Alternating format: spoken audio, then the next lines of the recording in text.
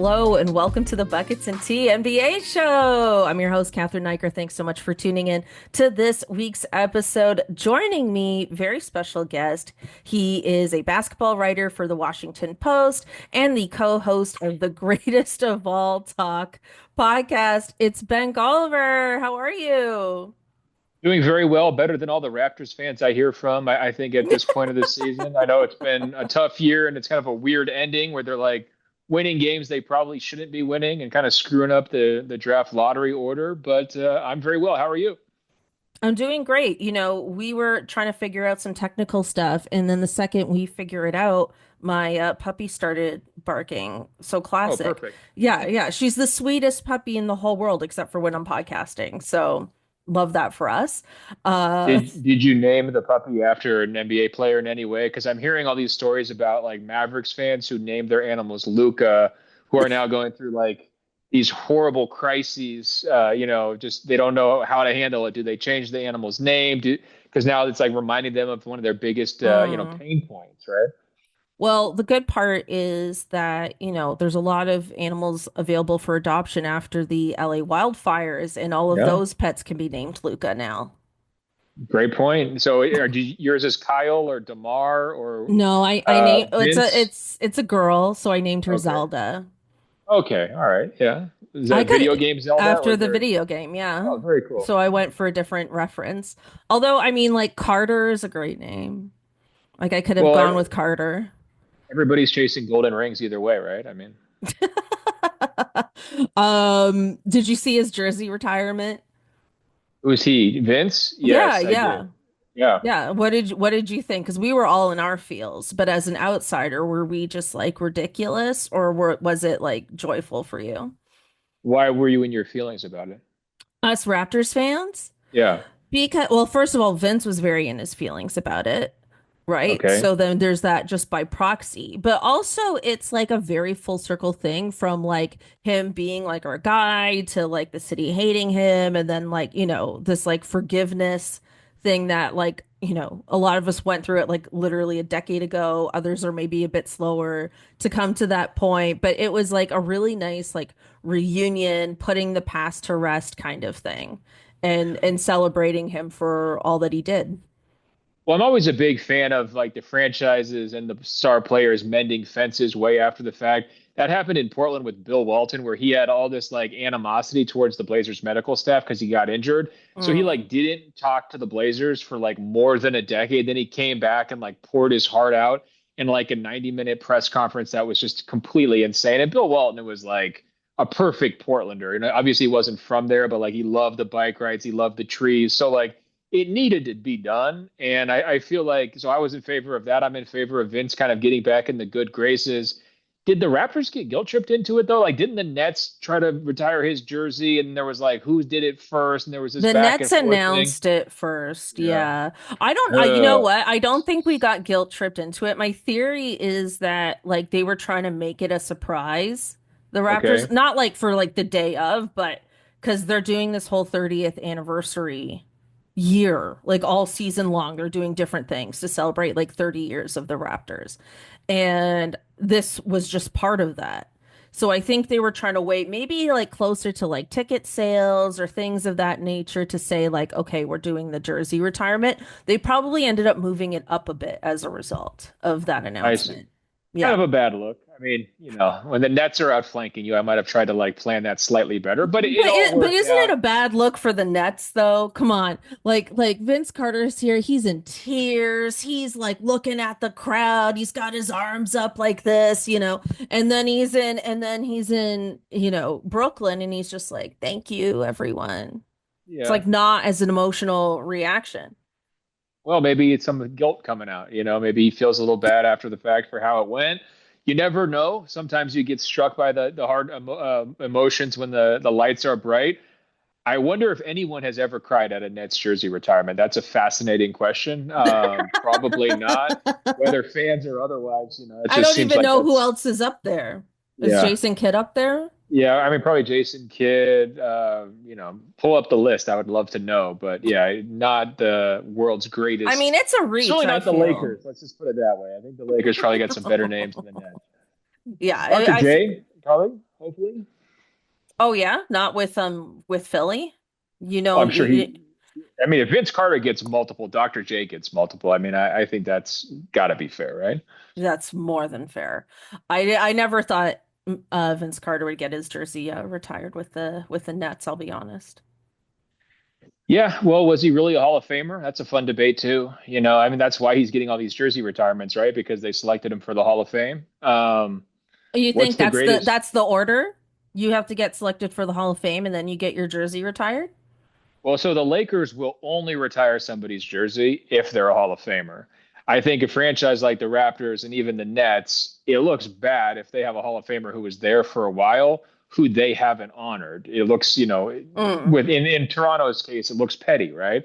It's like, oh, this guy's a Hall of Famer. He's one of the most famous guys. He inspired all this entire generation of fans. But if you don't retire his jersey, then you just look like the bad guy. And so there was guilt, plenty of guilt to go around for everybody in this situation. I think at the end of the day, I'm glad he got his jersey retired. And, I think from a fame standpoint, he was very famous. So I guess Hmm. he has that box checked. Influential, I would definitely say. What's the greatest Vince Carter playoff memory? I mean, people go straight to The the missed college three. graduation, Yeah, like that game seven. so there you go. Yeah, but he didn't miss that three because of the graduation. Well, I'm pro education. I'm not saying that. It would be nice if there was a He different missed moment we one could. shot in a game No, seven on the road. Like, you know what well, I mean? but he had 25 years to make another one. Is my point. Like, what's the greatest moment? Ooh, Right? 25 years.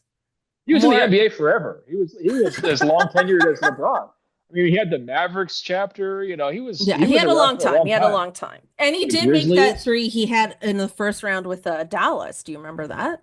He Okay, hit, so he's got. There you go. it So was is not a that good game enough? seven though, and I don't Yeah. know. I don't recall them winning the series. You sound like you're getting offended that I'm saying he's not a Hall of Famer.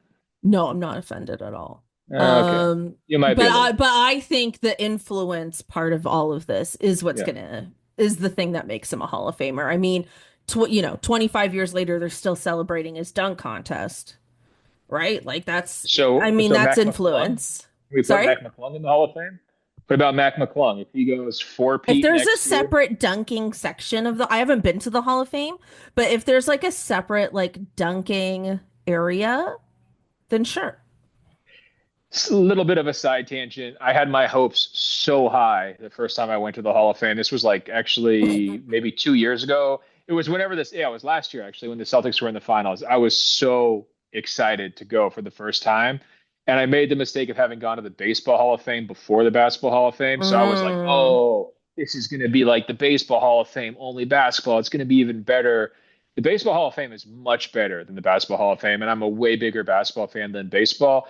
I think the problem is basketball doesn't have as much history, and then a lot of the guys were smart enough to like keep their stuff, like the artifacts, like right, the right. sneakers from XYZ. So they have like Wilt's jersey from when he scored 100, but they don't like. I went in there thinking they were going to have like 45 Jordan jerseys from like every big game, and these were the sneakers he wore, and like it was going to be like comprehensive, and they had everything, and they had a few things, but it wasn't nearly to the degree that I was kind of hoping for. Whereas you go to the Mm. Baseball Hall of Fame and it's like they probably have like $50 million worth of Babe Ruth stuff. It's just like here's Babe Ruth's like underwear, here's his socks from like 1919. Like they have everything.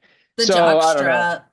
Yeah, I just hope that they continue to invest in the Hall of Fame as the way to spin this positively because there's a lot of amazing basketball history, and I just feel like people are just like putting it on eBay, keeping it for their private collections. Mm. Like there's too many people, too many cooks in the kitchen. Yeah, well, I mean, they gotta try and buy that stuff from people, or they could create replicas. Oof. Boy, now we're just talking about the Hall of Fake. That's tough. Like all the different Michael Jordan jerseys. Right. They don't The Hall of necessarily Dukes. have to be game worn. They can just Yeah. be a wall of jerseys, could it not? It wouldn't, it's not the same impact, but you know what I, I I'm mean. I'm not paying admission prices to see the Walmart What Birkin. was the Okay, come on. admission price for this? I don't know. Probably like I don't know, $20 to $30 somewhere in Yeah, that I neighborhood. mean, It's actually crazy though because it's in Springfield, Massachusetts, which is like where basketball was supposedly invented, not at the according to YMCA. Canadians.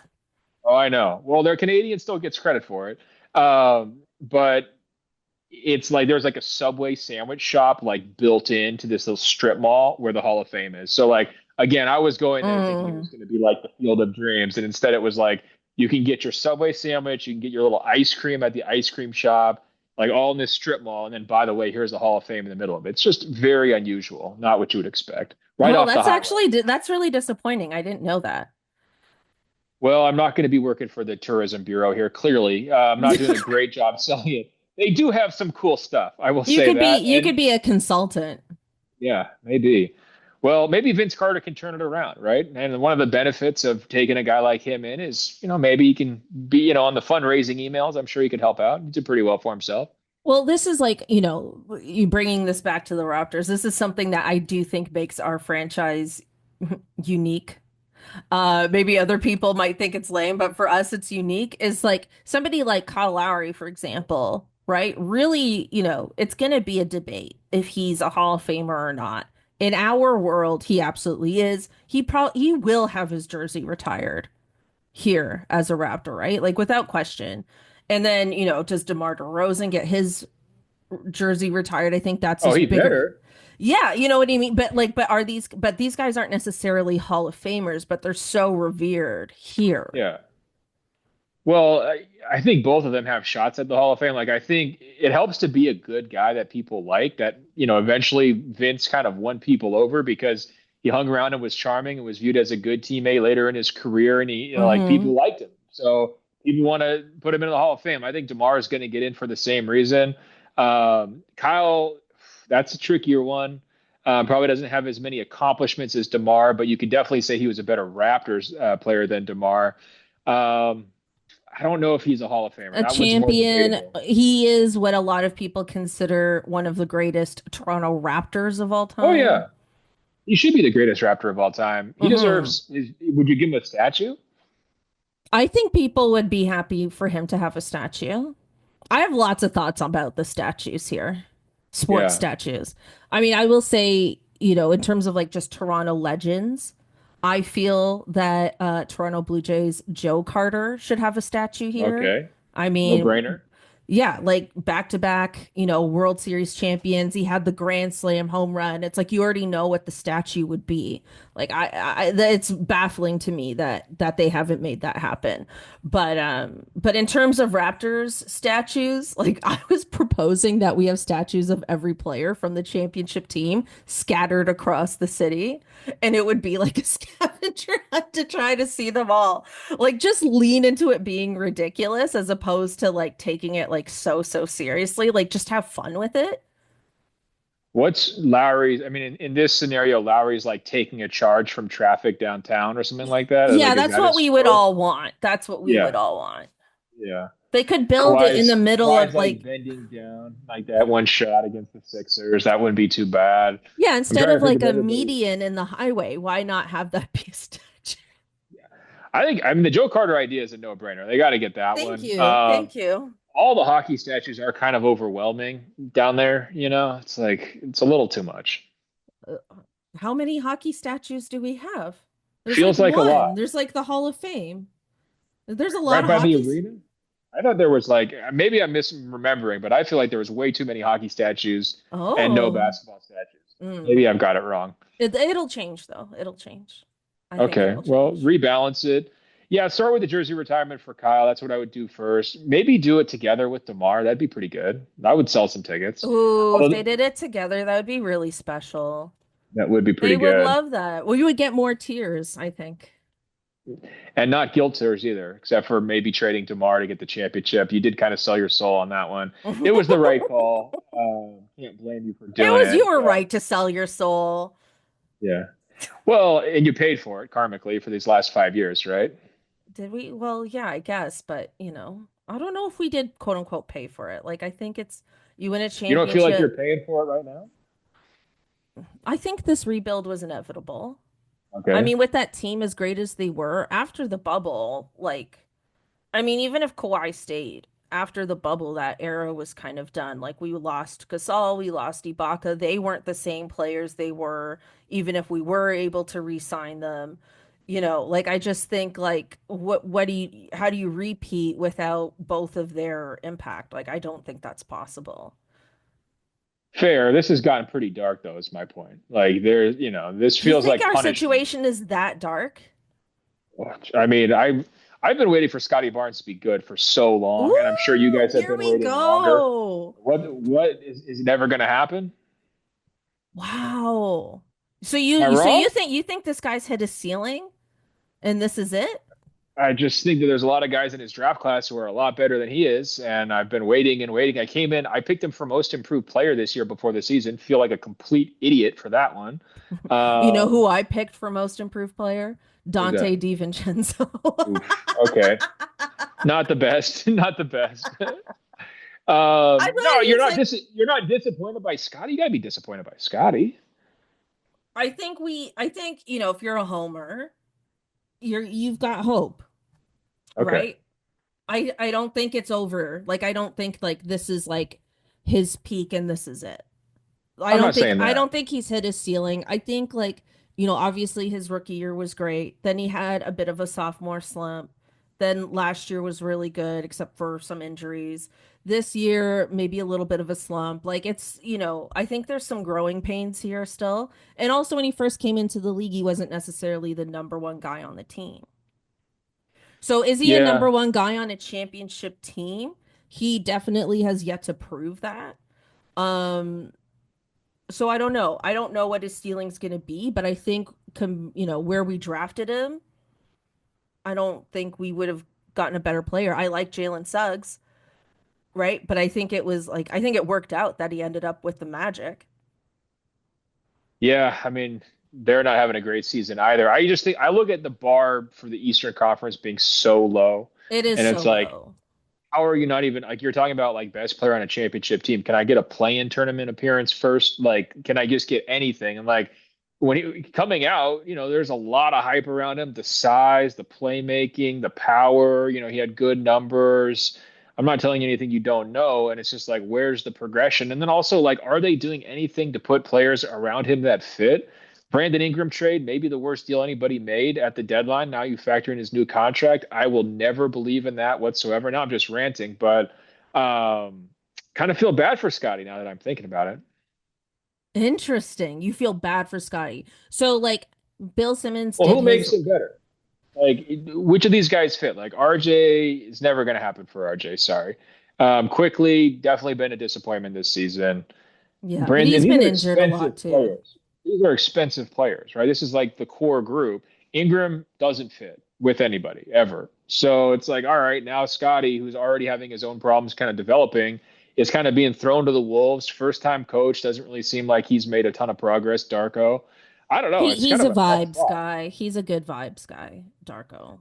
Will That's he what be he brings. back next year? Yeah, I think so. You don't Cool. think so? Oh yeah, Ah, I think Darko's back next year. I'm not yeah, saying like I I yeah, think it's so funny like to hear, this point of view. yeah. Maybe this is the wake up call we need from sunny Los So you guys are Angeles. over there happy with like 11th or 12th in the Eastern Conference. Philly's had a nightmare season, and you're basically not better than them. They've had every player's been injured. They're rolling out like 40-year-old players, and you can't even pass them in the standings. Like you're just good with this. Well, we beat Philly the other night. I know. And that But was beyond against that, your own self-interest. Against you were supposed to lose that game. I think it really comes down to expectations, Okay. right?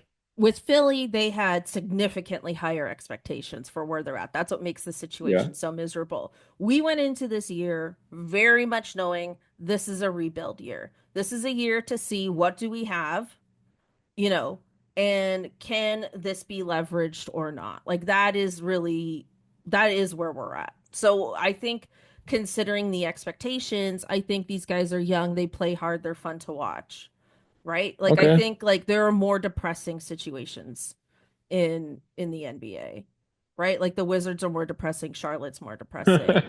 I'm sorry. Philly is Yeah. really depressing this year. Yeah, there's more to this. Dallas has become depressing, you know. Yeah. Like I Just I think don't where's the end? That's is my question. I'm not saying you're the worst situation, but like right now, it's like it's been a while since the Raptors have been good. They've spent a lot of money on these players who are core guys who aren't good. I needed Scottie to take the big leap. I feel like Scottie is the savior in this entire formula. It didn't happen this year. So I guess if you still have faith in it, I'm willing to concede that it's not over for him. I'm not saying that, but it's got to happen. Like we need the breakout badly. Yeah, you're not wrong. Like what I was hoping for this season is that we would be similar to who the Orlando Magic were like 2 years ago. All You right. know what I mean? Where like they were like a young up and coming team, but you could see the potential with that team. Like you knew they were going to be good. That's kind of where I was hoping the Raptors would be this year. I think a lot of us are scratching our heads over the Brandon Ingram trade. I think a lot of us don't understand it. I So think bad. it's they gave him the extension. You tell me, I don't think it's like untradeable. It's not an untradeable contract. Well, they just struggled to trade him for the last 18 months to 2 years. He was a terrible fit in New Orleans with all their core players. And now you're bringing him to Toronto with less talented core players who he's also not going to fit with. Yeah, I, I've been making a lot of podcast money, not real money, but like, credibility money, just betting against Ingram his entire career. It's just like one of the safest prospects Damn. to do. He doesn't pass the ball, make his teammates better. He's not a modern, optimized, threes and free throws type of player. He pounds the ball like crazy, and he doesn't play defense, and he's always hurt. What's to like? You just doubled how much he should be making. I don't get it at all. It was probably the most confusing move anyone made at the deadline, and I do respect Masai and Bobby because I feel like they kind of play by their own rules a little bit. They're not obsessed with like, oh, we have to like do exactly how everyone else does. There's only one way to be a front office. But they went so far outside, like coloring outside the lines on this one. I just don't even see the vision at all. Like, honestly, if Scottie doesn't break through, how do you get to your goal that you just described, which I do think is a reasonable thing? Like, you Mhm. collect young talent, you hope they come together, you hope they gel. But if Scottie is not like the leader of that, right? If he doesn't have a breakthrough year like Paolo had to help kind of carry the Magic, I just kind of feels like you're stuck for a while. Well, what if Scotty becomes the Franz of the team and Okay. we get a Paolo in the draft? Well, then you should have lost to the Sixers because they just took your pick, unfortunately. I think you guys should be tanking hardcore right now. Shouldn't I mean, like, aren't you upset that you won that game? Like, don't you want to just lose every game down the stretch or no? I Is mean, there at a this is point, there a at balance this between? point, yes. I mean, I think like, but again, like Darko, like he's giving like quote unquote crunch time minutes to bench guys, and they're Yeah. actually hitting game-winning shots. You know what I mean? So it's like, Yeah. okay, They're winning by accident. Yeah, I got you. you know what I mean? Like Uh, it's not like the tank isn't quote unquote on. But that's also what I mean by like he's a good vibes guy. Like he just like he puts a lot of faith in these guys and they are showing up for him. Well, that's good. I mean, you want to have some hungry players, and that's helpful. I mean, maybe you get some karmic benefit from actually winning some games and trying down the stretch, and the lottery gods like smile on you, and you get some Yeah, ping like it's pong ball not like a luck. shameless tank is what's Yeah. happening. It's not a completely shameless tank. Well, if that's how it plays out, that'll be exciting. I mean, Cooper is amazing, and he would be like a foundational guy. That's an interesting combo, like him and Scotty, two big wings. That's a little bit like Paolo and Franz, like you were talking about. Definitely like Cooper more than I like Scotty, so I'll sell hope on that one for you. If you get him, I'll be buying into the Raptors turnaround in say like 2 to 3 years. So I guess I'm wishing you guys good luck because I think you need another savior. The best part of this conversation is that this was not on our docket. Yeah, no, not at all Just in letting any way. everyone know this was not on the docket. I bet you do this. You're like, you know what? I have things that I need to say to Cathryn. I feel. Uh, just temperature check up there. It sounds like it's more optimistic than I expected. Not trying to just like completely kill your high. So ride it as far as it goes. Maybe you'll win the lottery out of it. Yeah, I mean, look, I'm not claiming I see the vision, right? Like I don't necessarily see the vision, right? But I think the expectations help, Yeah. right? Like in terms of like I know it's a rebuild year. I know this is a team just trying to figure it out. So that's why I'm not mad. Okay. How many more rebuild years do you give them if they don't get Cooper before you start to Ooh. like is next year it's kind of because this isn't like the first one. You know what I mean? You've had a couple here. Feels like there should be some corners being turned. Well, I think has Masai has a lot of goodwill, right? Okay. In this city. I don't think people are gonna be calling for him like to be fired or anything. I think we're really far away from that. But in terms of like the team not working out and the pressure for them to move on, I don't know if that'll happen next season, although things do happen just so fast now. It could, but definitely by the season after, like if RJ, Emmanuel quickly, like if those guys really hit a ceiling as well, and like the whole Brandon Ingram thing just like really doesn't work out, then yeah, I think people will start to get frustrated. Like Yeah. anything, right? Yeah. Well, I would already be frustrated for sure. But we'll see. We'll see. If Darko's back next year, I'd brace for some more. I just kind of I don't know. Like there's something Wow. missing there. Who should be the coach then? Who do you think should come in? Yeah, it's tricky because like the one way people go is just like hire former Celtics assistants and all play the same way, right? And the problem for Toronto is that like they have all these guys that don't shoot threes. So you can't play that way, right? So then you're Mhm. stuck playing this other way, which is not working. So you're kind of darned if you do, darned if you don't. I don't know. But it's interesting to hear you have so much confidence in Darko coming back. Yeah, I do. I really do. I haven't heard any whisper at all about him being fired. Like none. Huh. I think the players like him. I think they see him as a development guy, right? Like I think they see him as looking down the bench and like bringing those guys up a bit. I don't think they see him as like a coach to take the team like deep into the playoffs necessarily. Although, who knows? If things turn around, things turn around. But that's kind of how I see it. Yeah. Well, I hope you find some development hits. You guys need them. Yeah, and one thing I will say about it too is like as a fan, like I think a lot of us feel spoiled Okay. because because we built up Siakam and we built up Fred VanVleet and we built up Norm Powell and like we took these guys that were not like I mean even Kyle Lowry to an extent as well, right? Like they Yeah. all came here and they all got better to great to even all-star level for you Eastern Conference all-star level because I know you're a West Coast elitist. Well, DeMar too. I mean, was a big And developmental DeMar, success for him. yeah. Yeah. So, I feel like because we've seen this front office do that, I think another one, OG Anunoby, Yeah. right? Like there's just so many that we feel like we can find that again, but maybe, all these years later, we're realizing like just how hard that is to do. And, I think that's kind of what they saw in Emmanuel quickly. Like, okay, he's this great bench guy, but maybe, they saw like starter potential in him. Like he can be a starting point guard, right? And like, same with RJ Barrett. They saw potential in him. That's why they made those moves. I don't think the OG Anunoby trade was necessarily bad. Like I think I mean, the Pascal Siakam trade was not a good trade, but I don't know. I think that's the other thing too with Masai. I'd like to know your thoughts on this. Is from a philosophical perspective, he prefers to see quote unquote proven talent as opposed to just finding people in the draft. So he's almost like the opposite of like a Presti. Yeah, well, I mean, you just laid out he had an amazing run there through the draft for a while. So it's like Yeah. to me, that's really where the success has been coming from. Now, the home run trade was for Kawhi, which put everybody over the top.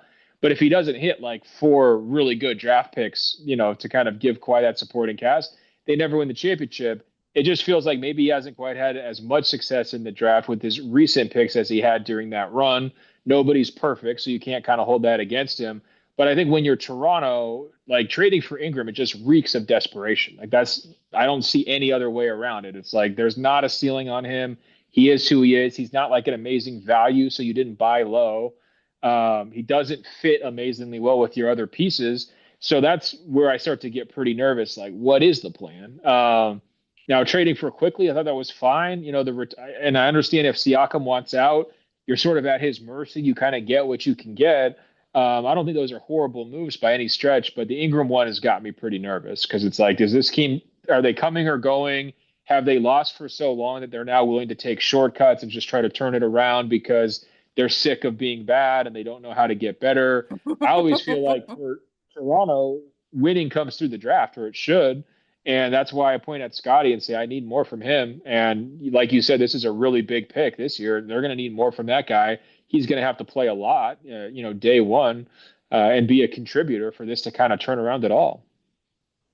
Yeah. I with the Ingram trade, I don't know what to say. What I felt at the time was we didn't give up too much for him, but then we gave him the extension, Yeah. and everything you've said about him is true, but I'm also like he's not going to play this season, Yeah. right? So it isn't about being desperate this year, right? Like it like that No, that but it's just that no, no, no. But it it's really more is like about big next picture. year. Yeah. I think But what it how? is, I think to me, it's RJ slash Emmanuel quickly insurance because I Yeah. think they see him as being better than probably RJ. Positionally, that makes more sense. Um, and then they can move off of him potentially from there. I, That's actually what I think it is. I really don't think it makes a lot of sense to pay all four of those guys real money, right? So somebody's going No. to have to go. You have to have a point guard, so it is probably RJ. The writing is on the wall, um, and he felt like a stopgap solution the whole time. I never really saw him as being capable of like carrying a franchise or being like a major core player. So I don't think you lose a ton by sending out Barrett and bringing in Ingram, but I also don't think you gain a ton either. It just kind of feels like you're spinning your wheels a little bit. And so, we'll see. But I just would not have paid Ingram. Like, that's just a crazy amount of money. Nobody else wanted to do it. Like, Pelicans were trying to trade him forever. So it doesn't mean that it's like an untradeable contract, like you're stuck, like, it's terrible, but you're just committing to him as being a part of your group. And he's never won, like, in any meaningful way. And so that has me a little bit nervous. Well, you have me leaning more pro tank, just tanking shamelessly because I liked the unshameless tank. I did. Well, hey, But look, if you maybe get the I'm number one maybe I'm pick, too in the present. well, I It's like think it's that. what too much therapy. I'm just too in the moment. Well, if it works, if you have an unshameless take and you get the number one pick, then you get to ride the high horse of saying we did this the right way, right? If you have an unshameless tank and it doesn't work, eventually you're just going to have to get shameless. Like there's no other way around it, right? But we've got like a month. So We've got like a month left yeah, to I think just it's probably lose every game for the rest of the season. I would do it. That's how I would do it if I were you guys. But I get the other way, and it's not going to matter a ton. I mean, it's only a matter of a few ping pong balls. So if you are trying to build up a culture, and Darko's trying to solidify himself, and make sure his resume looks a little bit better, I guess I kind of understand that. But I would be going shameless at this point. So let's get into the NBA a bit here. And I know you're going to have this conversation a lot over like the next maybe 6 weeks, 2 months, however long it takes for them to announce the MVP. But this race has started to amplify in a big way with SGA and Jokic facing each other twice in the same week, both of them taking one game each. Nick, Jokic is playing, some of the best basketball of his life, but he's won this award many times. And he even said, like, look, I've been playing the best basketball of my life, but if he's earned it, hats off to him. What do you think of this race this year? So I've been a Joker guy for years, but not this year. For me, it's Shea Gilgeous-Alexander, and I know everybody wants to like run this out to the final day, and it's got to be this huge debate. I'm good. I've watched the Thunder absolutely kill everybody all season long. They're built in Shea's mold. They're incredible offensively. They're incredible defensively. He's leading the league in scoring. His advanced stats are equal or very close to Joker in every major category. The biggest differentiation between their two candidacies is that the Oklahoma City Thunder are way better than the Denver Nuggets. So I take into account, team success, player health, availability, individual stats, impact, kind of throw all those things in when you're talking about awards. But when there's one guy who's just running away from the much better conference in the Western Conference and his team is just absolutely killing everyone, I give him the nod. I don't really know what the weak part of the Shea MVP case would be. And what kills me is that the entire online discourse about Shea seems to be about grifting and foul hunting and that kind of stuff. And if that's the only thing you're seeing from the Thunder and from Shea, you're missing the entire, Yeah, you're you're missing everything. reaching. Yeah, you're Yeah. reaching. So, almost like in defense of his honor, I would say Shea Gilgeous-Alexander is my MVP this year. Yeah, I mean, I think he's the MVP this year as well. I mean, not to just be a biased Canadian about it, but I really think he's earned it. And he's also, the best player on the best team, and I think that counts for a lot as well. And also too, like I don't mean to be this person, but I am going to be this person, is that Jokic has won this award multiple times. And I do think it's okay to share the wealth with this award a little bit because it is very well earned. I think a lot of voters, like It's not official like voters, yeah, it's not like the Oscars where it's like, well, it's their time. It's yeah. not like that. I think a lot of voters, though, agree with you. They tend to like to spread it around if they can. Jokic has won a bunch. If he were to win it again, he's like on a really short list of guys who have ever won four. And so if you're a voter, you have to kind of weigh sometimes the history of like, do you want to put this guy and elevate him next to like Jordan and those kinds of players or LeBron?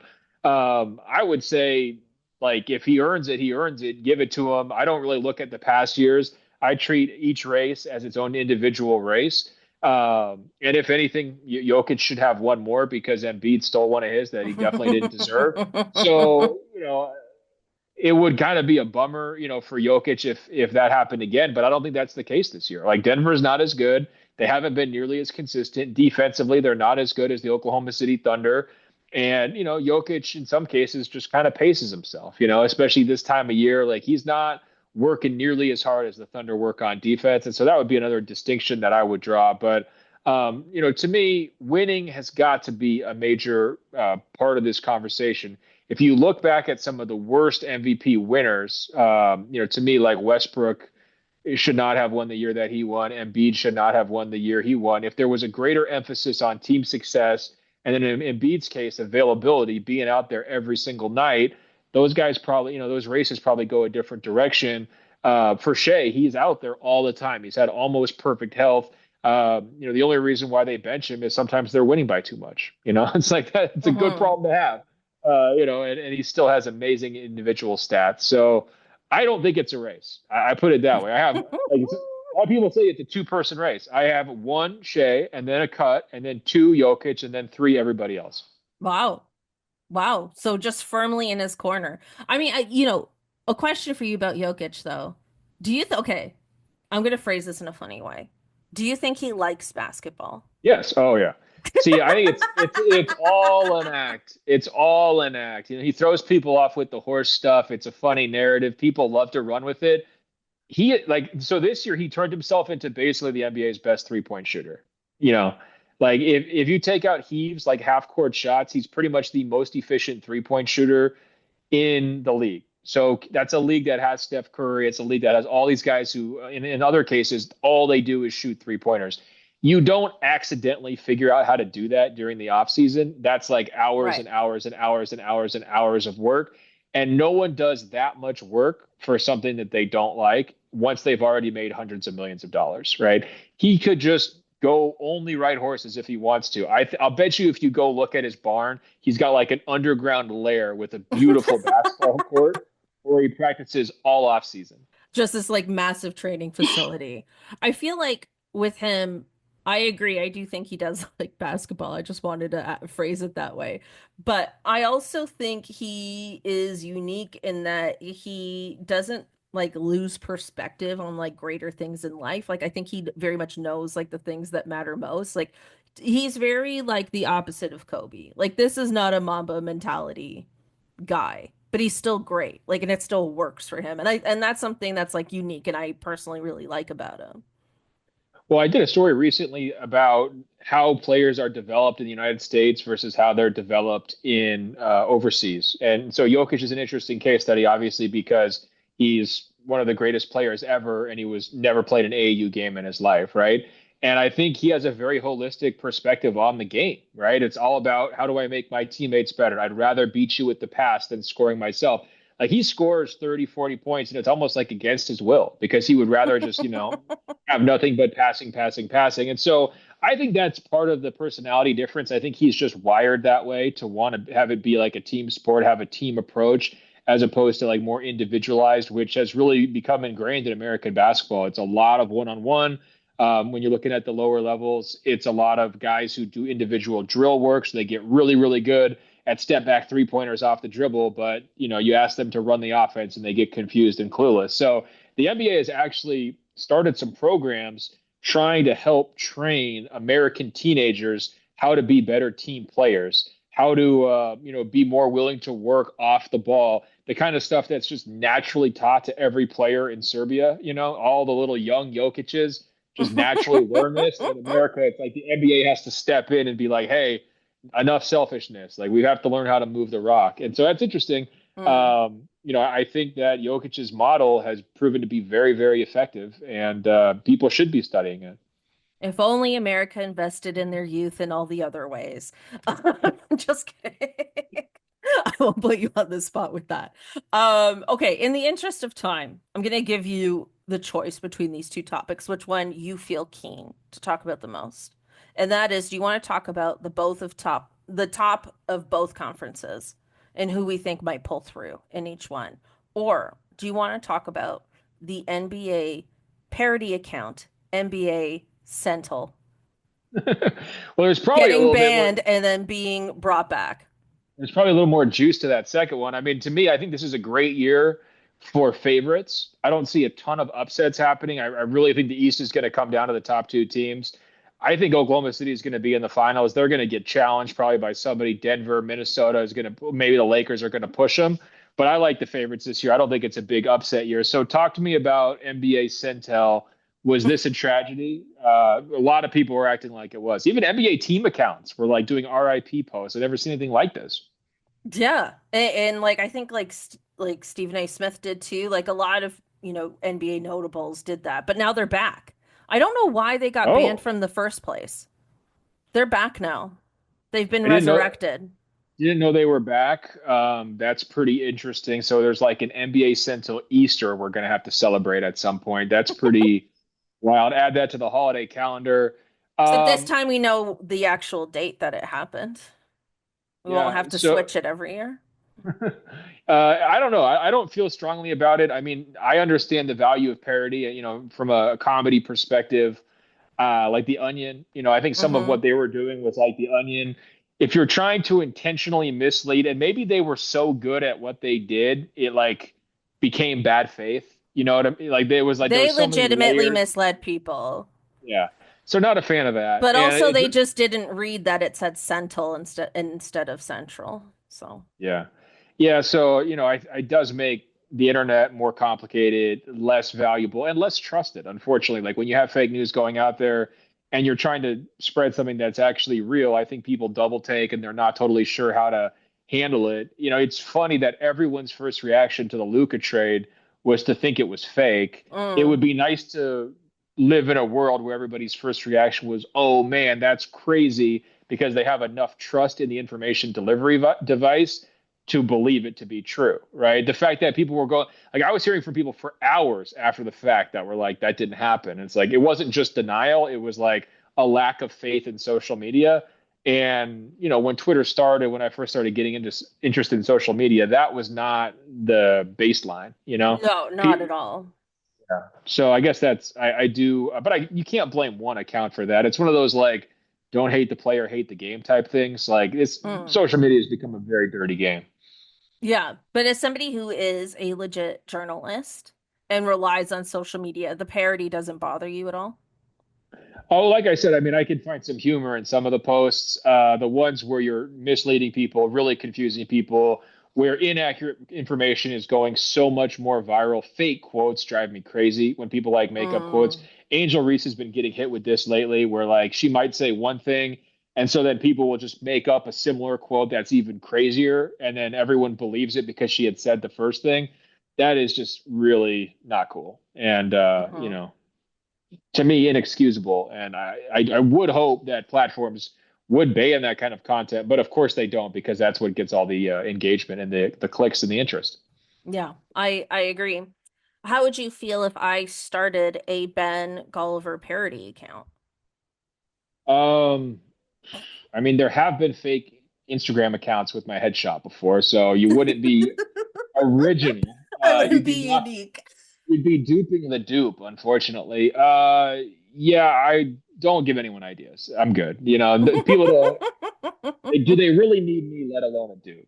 Have you ever had that happen where someone was impersonating Once, you? Or, yeah. so how'd It that was go? weird too, because then everybody was like, "Oh, this is the time to get verified on Instagram," and I was like, "What?" Yeah. But What did it anyway, cause problems or it was just annoying? no, it was just annoying. I was fine. Yeah. I mean, some of those, like the fake Woj accounts, like that could do real damage. And in his case, I know he's out of the game now, but trying to like not prosecute them, but like do what you can to get them deleted is definitely worth your time, right? Because Mm, any fake story, people now they trust you less, and it's just not fair to anybody. It's kind of a mess. mm. Yeah, I agree with it's more about the state of everything as a whole than it is about them. But I wonder if that guy even makes money. Like the guy, like to me, it's Yeah, like that's a lot of work for I think something he's that might got to not be be for the love of the game. profitable. It's got to be for the love of the game, right? Like he's just got to enjoy like making Yeah, everybody. that's a lot of love though. Yeah, I think it's hard to make money off Twitter, as far as I know, like Yeah, real money. So yeah, yeah, I'm not verified. I don't even try. yeah. Used to be verified. They took it away. I wasn't going to pay for it, so No, that's smart. That's smart. I agree. Okay, let's move on to our hottie highlight of the week. We did it all backwards this week. We did all the Raptors stuff first, then we did a little NBA. Now the hottie highlight of the week. Okay, these are the choices I've decided to give you. Is it Mikal Bridges, quote unquote, double bang game winner? If you don't know, Mike Breen had the call, gave him the double bang, a rare call in overtime, got away with a massive travel, but did hit a game-winning shot. Is it Steven Adams and Plumlee just going at it like two giant wrestlers? Mason Plumlee getting a cut despite Steven Adams not even trying. Just incredible stuff. Or is it Raptors homer pick? The We the North movie screening, which featured some old Raptors as well as actor Simu Liu. this is up to me. I feel like this is a very leading setup. You want me to say we the North, right? No, no, you can pick whatever you want.